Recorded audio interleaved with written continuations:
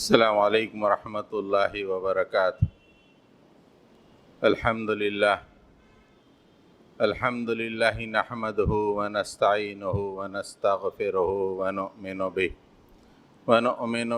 ونتوکل علیہ ونعوذ باللہ من شرور انفسنا ومن سیئات اعمالنا من یہدی اللہ فلا مضل لہ ومن یضلل فلا ہادی لہ ونشهد أن لا إله إلا الله وحده لا شريك له ونشهد أن محمدًا عبده ورسوله أرسل بالحق بشيرا ونذيرا وداعيا إلى الله بإذنه وسراجا منيرا اللهم صل على محمد وعلى آل محمد كما صليت على إبراهيم وعلى آل إبراهيم إنك حميد مجيد اللهم بارك على محمد وعلى آل محمد كما باركت على إبراهيم وعلى آل إبراهيم إنك حميد مجيد اما بعد۔ محترم سامعین کرام، اللہ تعالیٰ نے قیامت تک کے لیے امت محمدی صلی اللہ علیہ وسلم کو ایک امام امت بنایا تاکہ وہ دنیا میں دیگر عوام کے لیے یا دیگر اقوام کے لیے ہدایت کا سامان فراہم کرتے رہے۔ قرآن جیسے عظیم الشان کتاب انہیں عطا فرمایا اور انہیں قرآن کا وارث بنایا۔ بہت زمانے تک امت محمدی اللہ کے بتائے ہوئے راستے پر چلتی رہی اور دنیا میں عزت و اکرام پاتی رہی۔ آہستہ آہستہ امت مسلمہ میں زوال پیدا ہوا، لوگ مقصد زندگی سے دور ہوتے چلے گئے۔ پھر ایسا دور آ گیا کہ اسلام کو چھوٹے چھوٹے ٹکڑوں میں بانٹ دیا گیا۔ جو اسلام کی جامعیت اور اسلام کی کلیت اس کو چھوڑ کر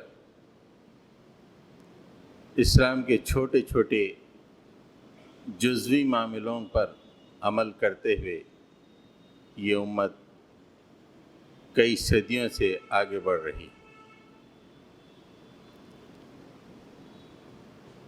جس گھڑی اس نے اسلام کی کلیت کو رخصت کیا، اس وقت سے اس پہ اللہ تعالیٰ نے دوسری قوموں کو مسلط کر دیا۔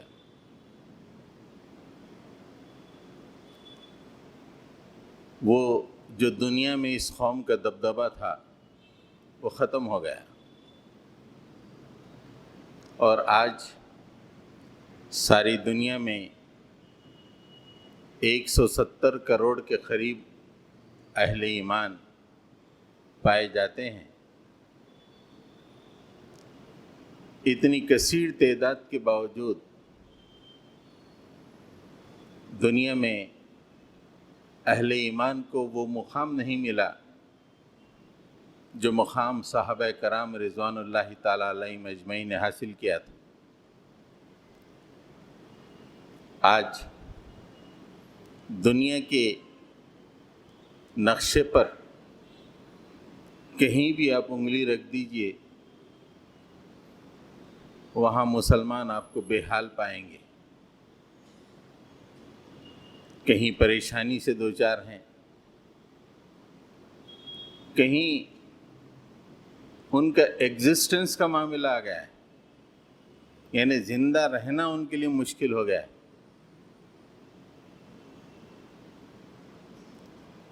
پوری دنیا میں یہی حال ہے۔ خود ہندوستان میں دیکھیں، مسلمان یہاں پہ کس حیثیت میں زندگی گزار رہے ہیں؟ مسجدیں تو ہیں، اب رمضان بھی آ رہا ہے، اس کا ہم لوگ اہتمام بھی کریں گے، لیکن جس مقام پہ اللہ تعالیٰ نے ہم کو فائز کیا تھا کہ وہ مقام برتر پہ ہم قائم ہیں، آج ہندوستان کے 25 کروڑ مسلمان صبح ایک خوف لیے ہوئے اٹھ رہے ہیں، شام میں ایک خوف لیے ہوئے سو رہے ہیں، اور تقریباً ساری دنیا میں یہی معاملہ ہے۔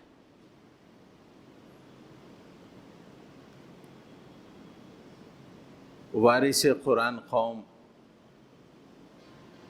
اور جس کو اللہ اور اس کے رسول نے زمین پہ برپا کیا، ایسے حالات کے شکار کیوں ہو گئی؟ اس کو جاننا بے انتہا ضروری ہے۔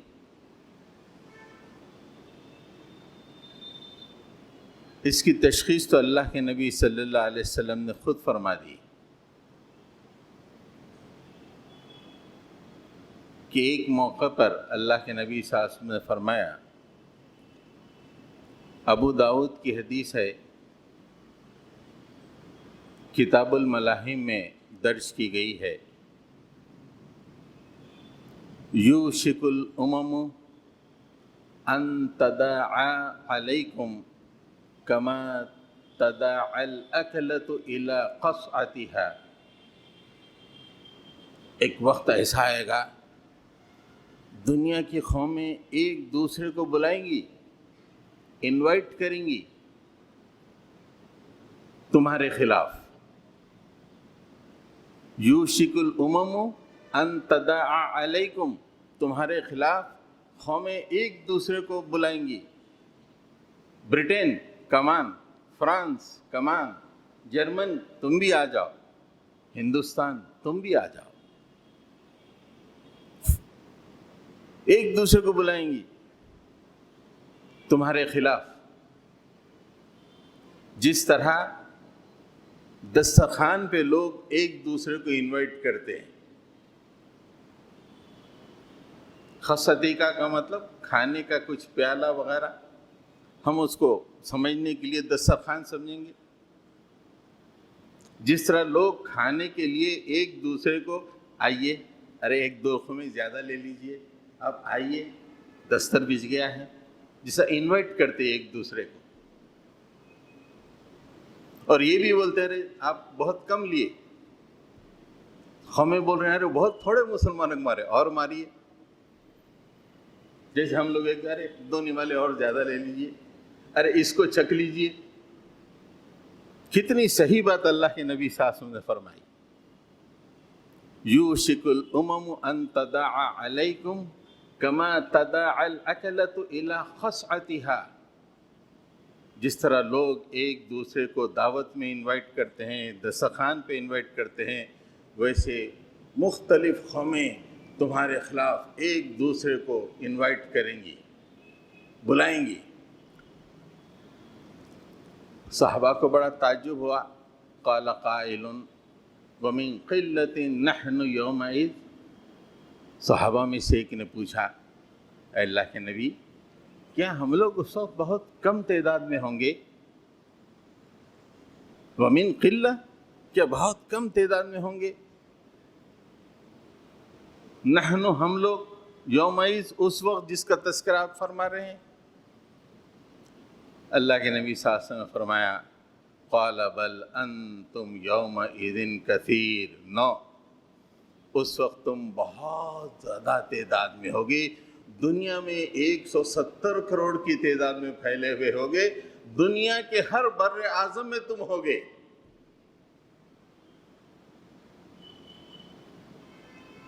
قال بل انتم یومئذ کثیر، بہت تعداد میں ہوں گے۔ اس کے بعد اللہ کے نبی صلی اللہ علیہ وسلم نے 3 باتیں فرمائی، من و ان ہم پہ ثابت آ رہی ہے۔ وَلَكِنَّكُمْ غُثَاءٌ كَغُثَاءِ السَّيْلِ، بہت زیادہ تعداد میں ہوگی لیکن تمہاری حیثیت سیلاب کے جھاگ کی طرح ہوگی۔ جب بارش پڑتی ہے اور ایک سیلاب کی کیفیت آتی ہے تو سیلاب کے اوپر جو ہے جھاگ جمع ہو جاتا ہے، اسے غثاء السیل کہتے ہیں، بہتا چلا جاتا ہے، اس کی کوئی اہمیت نہیں ہوتی۔ رسول اللہ صلی اللہ علیہ وسلم نے فرمایا کہ تمہاری حیثیت وَلَكِنَّكُمْ غُثَاءٌ كَغُثَاءِ السَّيْلِ، کچھ علماء نے اسے سمندر کا جھاگ بھی کہا ہے، لیکن سیل کا مطلب طغیانی، بارش جب زیادہ ہو جائے تو پانی بہت زیادہ جمع ہو کے گھومتا ہے، اس وقت جو جھاگ پانی پہ آتا ہے اسے غثاء السیل کہتے ہیں۔ تمہاری حیثیت ویسی ہوگی۔ اور اس کے بعد فرمایا دوسری بات، وَلَيَنزِعَنَّ اللَّهُ مِن صُدُورِ عَدُوِّكُمُ الْمَهَابَةَ مِنكُمْ، اور اللہ تعالیٰ تمہارے دشمنوں کے دلوں میں سے تمہاری ہیبت نکال دے گا۔ جو مسلمانوں کی ہیبت تھی، صحابہ کرام نے، اس کے بعد تابعین، تابعین نے ساری دنیا میں قائم کیا تھا، وہ ہیبت سلطنت عثمانیہ نے یورپ میں ہیبت طاری کر دی تھی۔ اللہ تعالیٰ رسول اللہ صلی اللہ علیہ وسلم فرماتے ہیں کہ اللہ تعالیٰ دنیا میں تمہارے دشمنوں کے دلوں سے تمہاری ہیبت نکال دے گا۔ وَلَيَنزِعَنَّهُ اللَّهُ مِن صُدُورِ عَدُوِّكُمُ الْمَهَابَةَ مِنكُمْ، تمہاری جو ہیبت تھی وہ ختم ہو جائے گی۔ تیسری بات اہم ترین، اللہ کے رسول نے فرمایا وَلَيَغْذِفَنَّ اللَّهُ فِي قُلُوبِكُمُ الْوَهْنَ، اور اللہ تعالیٰ تمہارے دل میں وہن کی بیماری پیدا کر دے گا، تمہارے دلوں میں وہن پیدا کر دے گا۔ قال قائل یا رسول اللہ وما الوہن، کسی صحابی نے پوچھا کہ اللہ رسول یہ وہن کیا ہے؟ قال حب الدنیا وکراہیت الموت، اللہ کے نبی نے فرمایا کہ دنیا کی محبت، موت سے نفرت۔ دنیا کے ہر خطے کے مسلمان اسی مرض میں آج مبتلا ہے۔ اس مرض کی وجہ سے اللہ تعالیٰ نے سمندر کے جھاگ کی تعداد کے باوجود، کثیر تعداد کے باوجود، سمندر کے جھاگ کی طرح اس کی وقت بنا دی، اس کا وزن بنا دیا۔ اور دشمنوں کے دل، ایک وہ زمانہ تھا نصرانی اور عیسائی مسلمانوں سے ہیبت زدہ رہتے تھے، کافر ہیبت زدہ رہتے تھے، اللہ تعالیٰ وہ ہیبت نکال دیتا ہے۔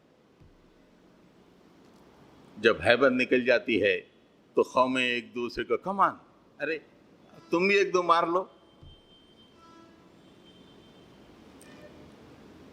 کبھی آپ نے کسی مسجد میں، ہم کبھی کبھی ایسے واقعات ہماری مسجد میں دیکھتے ہیں، کسی چپل چور کو پکڑے جانے کے بعد اس کا کیا حشر ہوتا ہے؟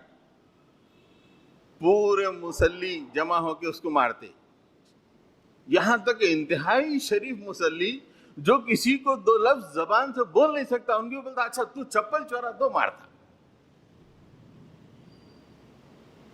مسلمانوں کا حال اس وقت اسی ہے ساری دنیا میں، سب سے کمزور بھی ارے مارو، ایک دو مارو، اس کو مارو۔ اس حال میں اب ہم رمضان میں داخل ہو رہے ہیں، روزے تو ہو جائیں گے، نمازیں تو ہو جائیں گی، رسمیں ادا ہو جائیں گے، مسلمانوں کا حال جیسا ہے ویسے ہی رہے گا۔ ایسے رمضان کا کیا حاصل، ایسے نمازوں کا کیا حاصل جس سے قوم کو نہ افتخار ملے، نہ عزت ملے، نہ ان کی ہیبت دنیا پہ طاری ہو۔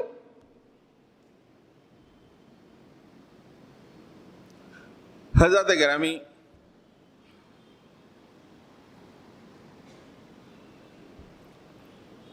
اس وقت یہ بدترین قسم کی مرض جس کا اشارہ اللہ کے نبی صلی اللہ علیہ وسلم نے خود فرمایا ہے، اس سے ہم دو چار ہیں۔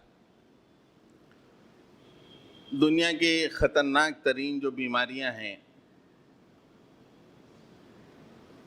جو لا علاج ہوتی ہیں عام طور پہ، اس کو آج کی میڈیکل سائنس مختلف سٹیج میں بانٹی، جیسے first stage cancer, second stage cancer, third اور فورتھ سٹیج کینسر میں کینسر لا علاج ہے۔ ویسے رینل ڈیسیز گردوں کی بیماری ہے، اس کو بھی ڈاکٹر جو ہے first stage, second stage, third, fourth stage بانٹتے ہیں تاکہ ان کی اپنی سہولت کے لیے اس کا علاج کیا جائے۔ ٹیسٹ کرنے کے بعد یہ طے ہوتا ہے کہ یہ مرض یہ سٹیج میں ہے۔ ہم نے بھی قرآن کے تھوڑے سے مطالعے سے مرض وہن کے کچھ سٹیجز پہ غور و فکر کیا۔ ہم نے 6 سٹیجز مرض وہن کے یعنی دنیا کی محبت کے قرآن مجید میں دیکھا۔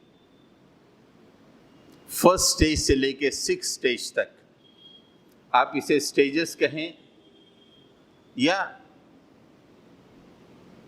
مرض وہن کے مختلف شیڈز کہیں، الگ شیڈ بھی کہیں یا مختلف سٹیجز کہیں، ہم میں کہیں جو ہماری نگاہ میں انتہائی متقی ہے وہ بھی کچھ نہ کچھ درجے میں وہن کا شکار ہے، فرسٹ اور سیکنڈ سٹیج میں ہے۔ اس لیے آج ہماری یہ حالت ہوگی۔ تو میں آپ کے سامنے قرآن مجید سے وہ 6 سٹیجز رکھوں گا۔ یہ میرے اپنے مطالعے کی غور و فکر کا نتیجہ ہے، یہ ضرور نہیں ہے کہ یہ بات جو ہے مصدق ہو، لیکن قرآن مجید سے میں نے دیکھا ہے کہ مرض وہن کے الگ الگ سٹیجز ہوتے ہیں۔ ہم دیکھیں کہ ہم کون سے سٹیج میں ہیں۔ سب سے پہلا سٹیج سورہ قصص میں بنی اسرائیل کے زمانے کے مسلمانوں کا تذکرہ ہے۔ ایک بہت مالدار آدمی تھا، اس کا نام تھا قارون، اس کا تعلق بھی مسلمانوں سے تھا۔ ایک دن پوری ٹھاٹ باٹ کے ساتھ قارون اپنے قوم میں نکلا بتانے کے لیے کہ میرے ٹھاٹ باٹ دیکھو، میرا مال، میں کتنا مالدار ہوں۔ قرآن مجید اس کا تذکرہ فرماتا ہے فخرج علی قومہ فی زینتی، ایک دن قارون اپنی قوم میں ٹھاٹ باٹ کے ساتھ نکلا۔ قوم نے اسے دیکھا، قال الذین یریدون الحیاۃ الدنیا یا لیت لنا مثل ما اوتی قارون انہ لذو حظ عظیم۔ جب مسلمانوں میں جو دنیا چاہتے تھے ان لوگوں نے قارون کی ٹھاٹ باٹ کو دیکھا تو اے کاش کہ جو کچھ قارون کو دیا گیا ہے وہ ہمیں بھی ملتا تو اچھا تھا۔ جو ٹھاٹ باٹ جو دنیا قارون کو دی گئی ہے وہ ہمیں بھی ملے تو بہت اچھا تھا۔ انہ لذو حظ عظیم، یہ تو بڑا قسمت والا، نصیبے والا ہے۔ اہل ایمان جن کا دل آخرت میں ٹکا ہوتا ہے، وہ کسی مالدار کو دیکھ کر ان کے دل میں خواہش پیدا ہو کہ ایسا مالدار، ایسا مال اور ایسا ٹھاٹ یا اس میں کا کچھ حصہ ہم کو ملے۔ ارے یہ مالدار تو بڑے قسمت والا ہے، نصیبے والا ہے۔ یہ وہن کا، حب الدنیا کا پہلا سٹیج ہے۔ اور آج آپ دیکھیں مسلمانوں میں جو دعوتیں رائج ہیں وہ دیکھ کے ہوئی ہیں۔ بڑے بڑے شادی خانوں میں شاندار دعوتیں کرنے کا رواج، ارے کتنی اچھی دعوت کرا بھائی، یہ تو میں بھی کروں گا ایسا. جیسے قارون کو دیکھ کے مسلمانوں نے کہا ارے یہ تو بڑے نصیبے والا ہے, یہ تو بڑے نصیبے والا ہے, کاش مجھے بھی ایسا ملتا. آج پوری قوم مالدار کو دیکھ کر اس کے منہ میں پانی آ رہا ہے, ارے مجھے بھی ایسا ہونا چاہیے, ارے اس کا گھر, اس کا ڈرائنگ روم کا ڈیکوریشن میرا بھی ایسے ہی ڈیکوریشن ہونا چاہیے, ارے اس کے گھر میں کتنے بہترین صوفے ہیں, میرے پاس بھی ایسے ہی صوفے ہونے چاہیے, ارے کیا گاڑی اس نے خریدی, مجھے بھی ایسی گاڑی ملنی چاہیے. وہ نمازی ہو کے روزہ دار ہو, اس کے دل میں یہ خواہشیں انگڑائی لیتی رہتی ہیں.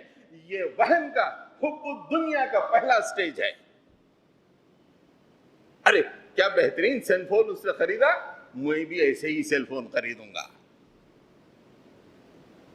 جن کی آمدنی لاکھ روپے ہے اور جن کی آمدنی زیرو ہے, دونوں کے پاس ایک طرح کا سیل فون آپ کو دکھائی دے گا, سملر ٹائپ کا سیل فون. نہ کمائی زیرو یا کمائی کم, لیکن خواہش ایسی کہ اس کے پاس اتنا بہترین سیل فون, میرے پاس بھی ایسے ہی ہونا چاہیے. یہ ادنا درجے کی حب الدنیا ہے. نماز کے میں بیٹھے پہلے صف کے لوگوں کے دل میں بھی یہ خواہش ہوتی ہے کہ مجھے ایسی دنیا ملے, میرے بچے بھی امریکہ چلے جائیں, میرے بچے بھی آسٹریلیا چلے جائیں, میرے بچے بھی دبئی چلے جائیں, مالک میرے بچوں کو بھیج دے دو. پہلی سب پہ دعائیں ہو رہی ہیں, دنیا دنیا دنیا. یہ وہن کا پہلا سٹیج ہے, اس سٹیج سے کوئی بچا ہوا نہیں ہے.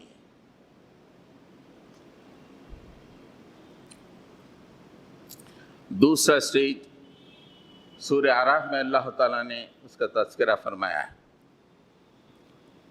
فخلف من بعدهم خلف ورثوا الكتاب يأخذون عرض هذا الأدنى ويقولون سيغفر لنا وإن يأتهم عرض مثله يأخذوه. بنی اسرائیل کا پھر تذکرہ اللہ تعالیٰ فرمائے. کچھ ناخلف لوگ بنی اسرائیل میں پیدا ہوئے, ورث الکتاب, اللہ کی کتاب کے وارث بنے. اللہ کی کتاب کے وارث. اللہ نے قرآن مجید کا وارث بناتے ہوئے اللہ کے نبی صلی اللہ علیہ وسلم کی وساطت سے امت کو کہا وَلَا تَمُدَّنَّ عَيْنَيْكَ إِلَىٰ مَا مَتَّعْنَا بِهِ أَزْوَاجًا مِّنْهُمْ وَلَقَدْ آتَيْنَاكَ سَبْعًا مِّنَ الْمَثَانِي وَقُرْآنَ الْعَظِيمِ. ہم نے تمہیں قرآن اور 7 بار دہرائی جانے والی آیتیں دی ہیں. اب تمہاری نگاہ ان لوگوں کی طرف نہیں اٹھنی چاہیے جن کو ہم نے دنیا میں کا کچھ حصہ دے دیا ہے. اور یہی تاکید بنی اسرائیل کی تھی. ورث الکتاب, کتاب کے وارث بنائے. ان کا کام یہ تھا کہ اس کتاب کو پڑھو, سمجھو, عمل کرو, اس کے پیغام کو عام کرو, زمین پہ اسے نافذ کرو. لیکن انہوں نے چھوڑ کے کیا کیا؟ وَرِثُوا الْكِتَابَ يَأْخُذُونَ عَرَضَ هَذَا الْأَدْنَىٰ. اس کتاب کی وراثت کو چھوڑ کر, اس کتاب کی ذمہ داری کو چھوڑ کر دنیا دنی کے چھوٹے سے فائدے کے پیچھے پڑ گئے. یأخذون عرض هذا الادنى, ادنا یعنی کم تر دنیا, یاخذو اس کی طرف لپکے دوڑے. ارے یہ کوئی غیر کافر کرے تو بات الگ ہے, کتاب کا وارث ہو کے یہ کر رہا ہے, اللہ تعالیٰ حیرت سے فرما رہے ہیں. اچھا ٹھیک ہے, اور پھر کیا کہے وَيَقُولُونَ سَيُغْفَرُ لَنَا. ارے ہم تو نہیں کرنا چاہیے تھا, کر لیے, نہیں اللہ تعالیٰ معاف کر دیں گا. بڑا رحیم ہے, بڑا کریم ہے, غفور الرحیم ہے, معاف کر دے گا. وَيَقُولُونَ سَيُغْفَرُ لَنَا. ہم دنیا کے پیچھے ہیں, قرآن کہ اللہ کی کتاب کے وارث کے باوجود دنیا کے پیچھے پڑ گئی, یہ غلطی ہے, لیکن اللہ معاف کر دیں گا. بھائی بڑا غفور الرحیم ہے, وہ تو گناہ کو معاف کرنے والا ہے. اچھا ٹھیک ہے، پہلی دفعہ معافی مانگ لی، اللہ تعالیٰ فرماتے ہیں کہ ٹھیک ہے پہلی دفعہ معافی مانگ لیے، لیکن جب دوسری دفعہ وَإِن يَأْتِهِمْ عَرَضٌ مِثْلُهُ يَأْخُذُوهُ، لیکن جب سیکنڈ ٹائم معافی کے بعد دوسری دفعہ یہ جب دنیا کی طرف دنیا ان کے سامنے آئی، اس کی طرف لپٹ پڑے، یہ ان کا طرز عمل ہے۔ کتاب کے وارث ہو کر جن کا کام یہ تھا کہ دنیا کے سامنے دنیا والوں کو رہنمائی دکھائیں، اس کو چھوڑ کر اسی دنیا کے پیچھے پڑ گئے، بزنسوں کے پیچھے پڑ گئے، نوکریوں کے پیچھے پڑ گئے، گھروں کو بنانے کے پیچھے پڑ گئے، کتاب کی وراثت کا کوئی حق ادا نہیں کیا، اور پھر کہنے رمضان آ گیا تو اللہ سے معافی مانگ لیں گے۔ بھائی رمضان آ رہا نا، بہت رحمتوں کا مہینہ، معافی مانگ لیں گے، رمضان ختم ہوتا ہی پھر دنیا میں کود جائیں گے، ایسے کہ پھر مسجد کو پلٹ کے نہیں دیکھیں گے۔ یہ دنیا پرستی کی بدترین بیماری ہے جو مسلمانوں کے دلوں میں گھر کر گئی ہے۔ یہ دنیا پرستی کا دوسرا سٹیج ہے۔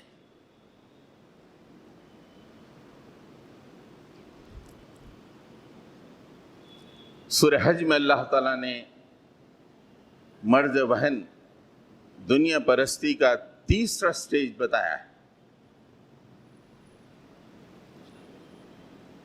وَمِنَ النَّاسِ مَن يَعْبُدُ اللَّهَ عَلَى حَرْفٍ، انسانوں میں سے ایسا ہے کوئی جل پر رہ کے اللہ کی عبادت کرتا ہے، جل پر، بالکل انی پہ رہ کر، جل پر یعنی انی پہ رہ کر اللہ کی عبادت کرتا ہے۔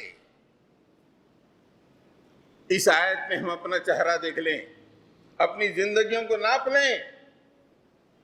وَمِنَ النَّاسِ مَن يَعْبُدُ اللَّهَ عَلَى حَرْفٍ، انسانوں میں سے کوئی ایسا بھی ہے جو انی پہ رہ کے اللہ تعالیٰ کی عبادت کرتا ہے۔ فَإِنْ أَصَابَهُ خَيْرٌ اطْمَأَنَّ بِهِ وَإِنْ أَصَابَتْهُ فِتْنَةٌ انقلب عَلَى وَجْهِهِ، جب اسے کچھ بھلائی ملتی ہے تو اطمینان سے رہتا ہے، واہ واہ واہ واہ واہ واہ، لیکن جب اس کی کچھ آزمائش ہوتی ہے تو پھر جاتا ہے پیٹ پھیر کر پلٹ جاتا ہے۔ فائدہ ہوا اسلام، آزمائش آئی نہیں بھائی دنیا بہتر ہے، وہیں رہیں گے۔ فَإِنْ أَصَابَهُ خَيْرٌ، جب دنیا مل رہی ہے اسلام کے ذریعے سے، اسلام کا نام لینے سے دنیا مل رہی ہے، اطمئن بہ، واہ ویری گڈ، بہت اچھا، اسلام بہت اچھا ہے۔ وَإِنْ أَصَابَتْهُ فِتْنَةٌ انقلب عَلَى وَجْهِهِ، جب اسلام پہ چلنے کی وجہ سے پولیس پیچھے پڑ رہی ہے، اسٹیبلشمنٹ پیچھے آ رہا ہے، دنیا دور ہو رہی ہے، انقلب علی وجہی، وہ پلٹ جائے گا۔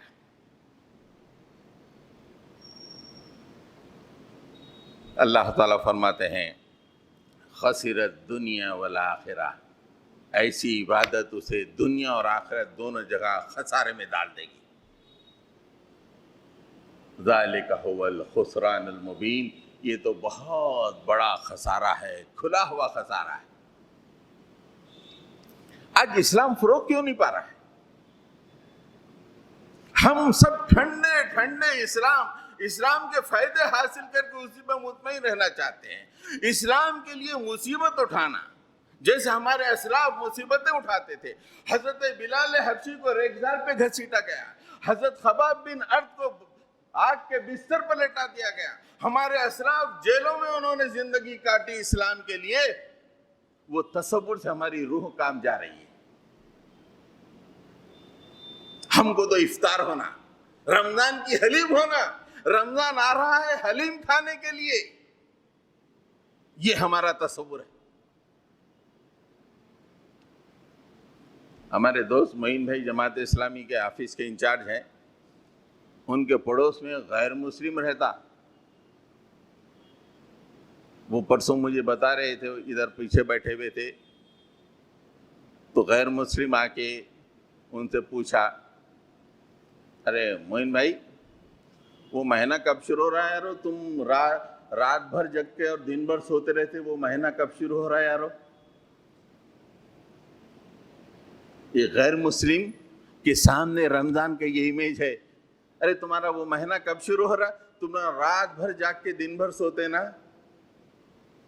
تف ہے یہ امیج اسلام کا، یہ امیج مسلمانوں کا. صحابہ کی تاریخ اٹھا کے دیکھیے.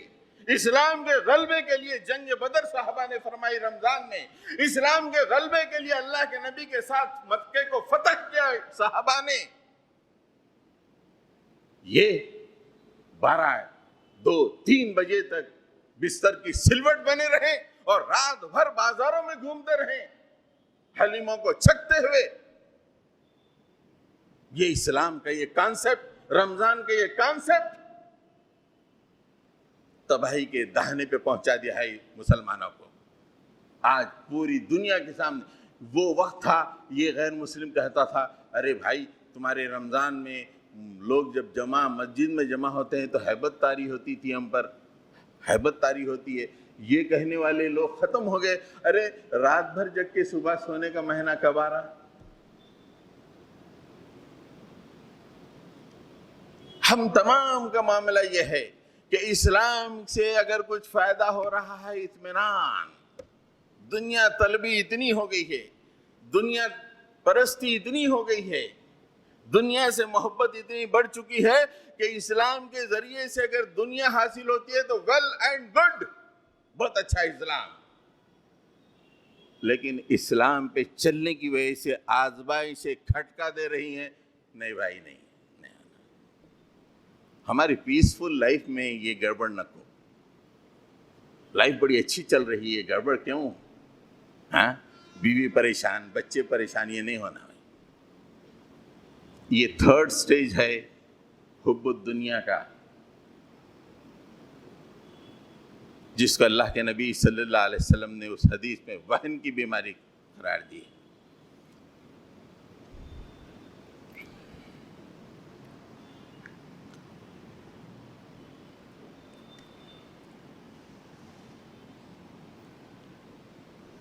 فورتھ سٹیج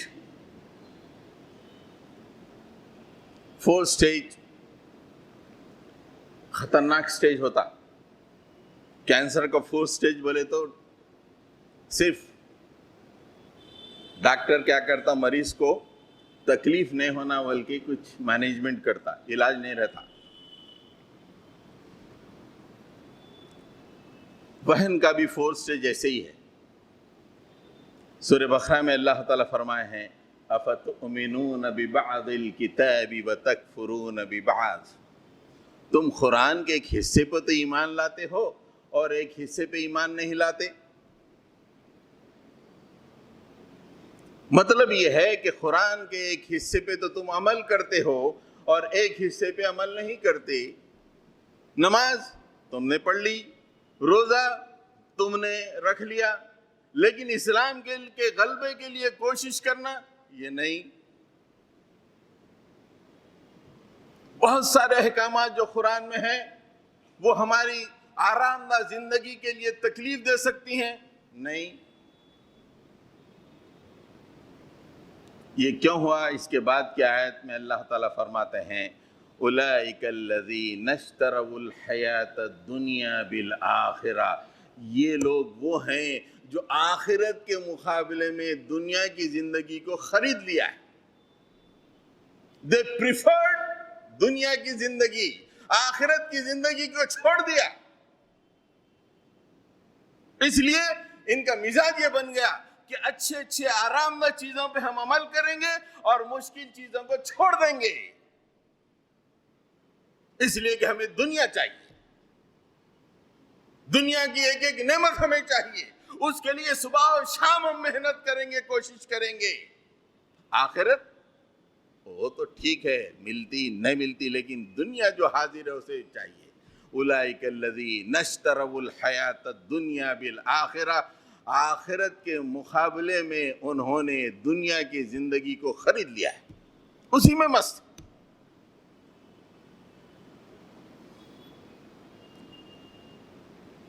فلا یخفف عنہم العذاب ولا هم ینصرون، اللہ تعالیٰ فرماتے ہیں کہ ان کے عذاب میں کوئی کمی نہیں ہوگی اور کہیں سے کوئی مدد نہیں آئے گی۔ کہیں سے کوئی مدد آ رہی ہے، مسلمان پریشانی ہے تو ایک کے بعد ایک واقعات ہوتے چلے جا رہے ہیں۔ حجاب کا مسئلہ آیا، کہیں سے کوئی مدد آئی؟ کورٹ، عدالت، ہائی کورٹ، سپریم کورٹ، یہ بھرم ختم ہوا؟ آئی مدد؟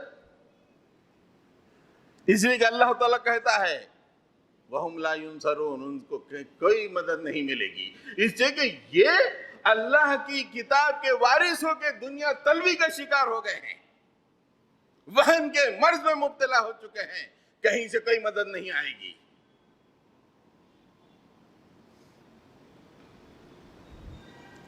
چوتھا سٹیج ہی خطرناک ہے، تو اب پانچویں کا کیا عالم ہوگا آپ اندازہ لگائیے۔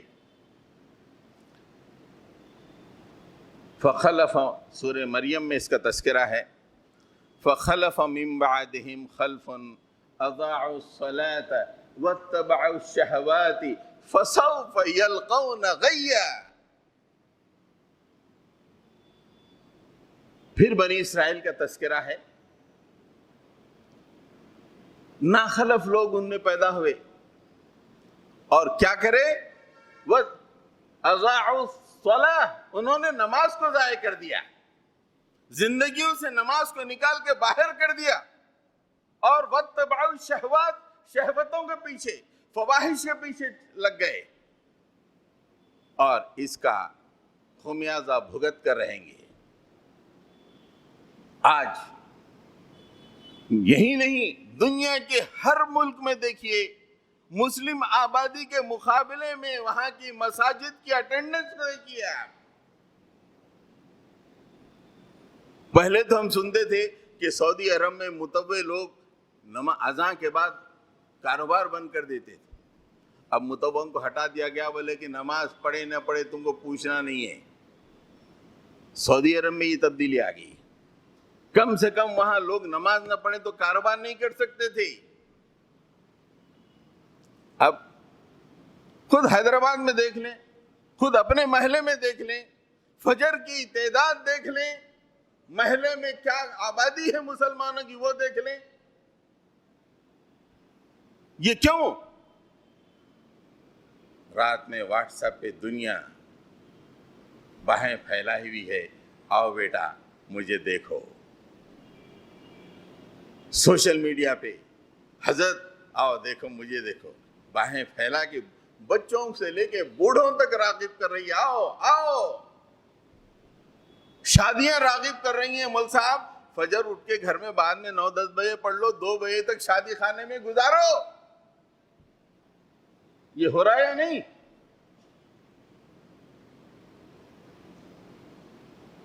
شادیوں کی، دعوتوں کی سب سے نمبر 1 کیجوالٹی فجر کی نماز ہوتی ہے۔ نمازیوں کی بات کر رہا ہوں میں۔ کیا بھئی آج فجر میں دکھائی نہیں دیے؟ رات میں دیر ہو گئی تھی دعوت میں۔ یہ ایٹیٹیوڈ، یہ دنیا میں امام امت کا ایٹیٹیوڈ کہ دعوتوں میں کھو کر اللہ کی نماز سے دوری اختیار کی جائے، فَسَوْفَ يَلْقَوْنَ غَيًّا، عن قریب تم اس کا انجام دیکھ لو گے، اور ہم آج ہندوستان میں اس کا انجام دیکھ رہے ہیں۔ مساجدیں محفوظ کب ہوتی ہیں؟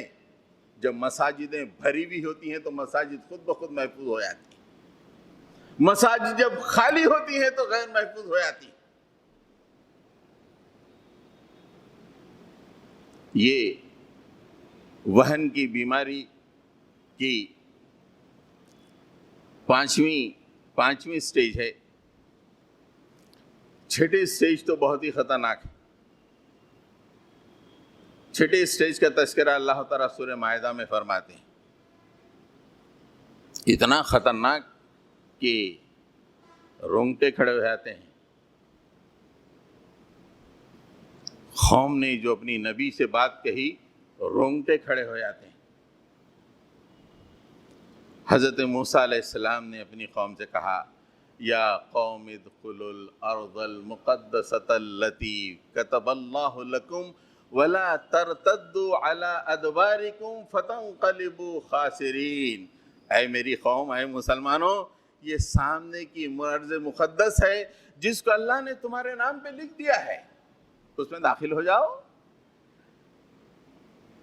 اس میں داخل ہو جاؤ۔ دیکھو میرا جو حکم ہے اسے پیٹ نہیں پھیرنا، اگر تم یہ کام کرو گے تو خسارہ اٹھاؤ گے۔ دنیا پرست قوم تھی، آرام طلب قوم تھی۔ جیسے ہم لوگ پلاٹروں کے گرد زندگیاں گزار رہے ہیں، طواف ہو رہا ہے ہماری زندگیوں کا پلاٹروں کے گرد۔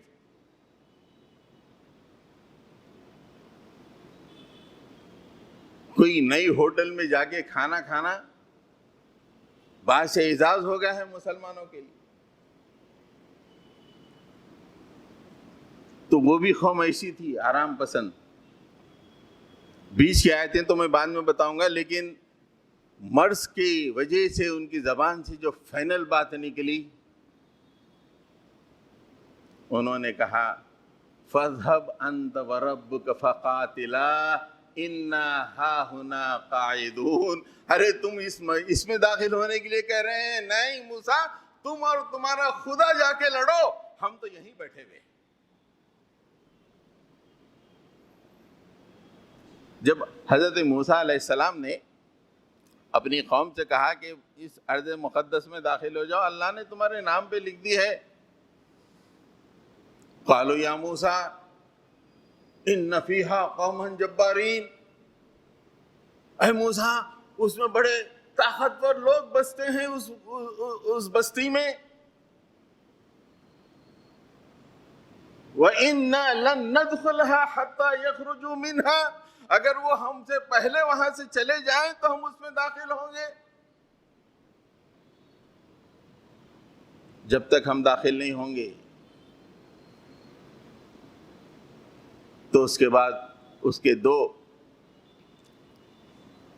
نیک لوگ، قال رجلان من الذین یخافون، اس قوم میں کچھ ڈرنے والے بھی لوگ تھے، اس میں سے دونوں نے کہا انعم اللہ علیہم ادخلوا علیہم الباب، انہوں نے اپنی قوم سے کہا کہ تم just you have to enter, خالی داخل ہونا ہے اور کچھ کرنا نہیں ہے۔ فَإِذَا دَخَلْتُمُوهُ فَإِنَّكُمْ غَالِبُونَ، اگر تم جو ہی داخل ہو جاؤ گے the moment تم غالب آ جاؤ گے۔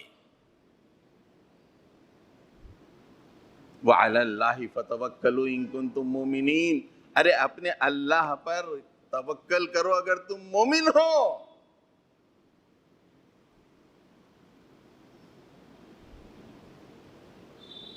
قالوا یا موسیٰ، قوم نے کیا کہا؟ قالوا یا موسیٰ اِنَّا لَن نَدْخُلَهَا أَبَدًا مَا دَامُوا فِيهَا، اے موسیٰ ہمیں کبھی بھی اس بستی میں داخل ہو نہیں سکتے جب تک کہ وہ لوگ وہاں پہ ہیں۔